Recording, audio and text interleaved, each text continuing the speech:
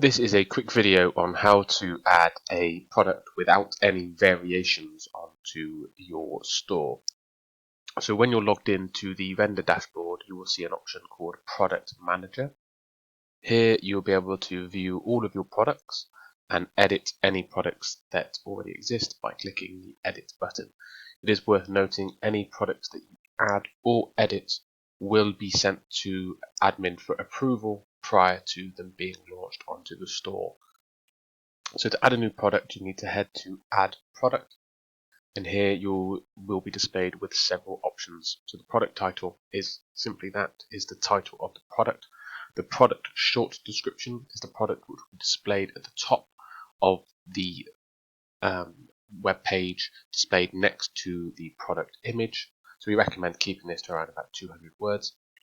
And the product description down here is a longer description where you can include more information, which will be displayed lower down the page. Here you have the main image. So this is the main image that will be displayed on the category page when people are searching for products, as well as the first image on the shop page. And here you have product gallery images, which are alternative images which the user will be able to click through on the product page. So you just simply need to click, select files, and you can upload any images from your computer. Alternatively, you can click Media Library and you'll be able to select any images that you've already uploaded from previous products if you'd like to reuse them. Here you will have product categories. So you'll see the main category and the subcategories. It's always recommended to select both if you're choosing a subcategory. So for instance, if here I'm going to choose cards, it's always recommended to choose cards and print as the main category as well. So you'll be displayed in both. We recommend choosing around about 3 categories, but no more. Again, this will go through to admin approval, so they could change the selected product categories at that stage. So as mentioned, this is a quick video on how to add a simple product with no variations. But if you did want to create a product for a variation, there is another video, and you would simply change this from simple to a variable product. So with the first tab, you have General, which is the regular price. So if you sell your product for £20, this is where you enter in an amount. If the product ever goes on sale, you would leave the regular price as it is, but then enter the sale price. You can schedule this for a time or date in the future. If you have a sale coming up, you can set this in advance. Next tab is you have Inventory. So this is if you have any SKU numbers that you want to track your products yourself.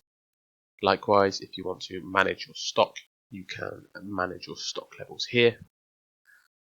And likewise, if you only want to sell one of those products, so for instance, if you don't want to allow quantity, you need to tick this box here, and the quantity box will be disabled. Shipping is covered in a separate video, so I'd recommend going and watching that. Attributes is related to variable products, so for now you can leave this as it is. Add-ons is for personalized products, and there is another video for personalized products, so I'd recommend going to watch that. Lead time is something we recommend filling in. This would be shown under the Add to Cart button on the product page, and this is the lead time in terms of how long it takes for you to get that product ready before you ship it. And then here are your shipping and refund policies, which you can fill in specifically for this product. There is an option underneath your store settings, which is named policies, where you can set your global policies. So this would be applied to all products. On the actual product itself, you only need to set this if it differs from your usual policies. So for instance, if it's a product which is personalized, you might have no returns. However, with the majority of your products, you do allow returns. As always, hit submit. If you're just wanting to save it as a draft, you can hit draft and come back and edit it at a later time. But if you want to submit it for admin approval, hit submit. Admin will be notified, and as soon as the product is either approved or rejected, you will receive an email notification.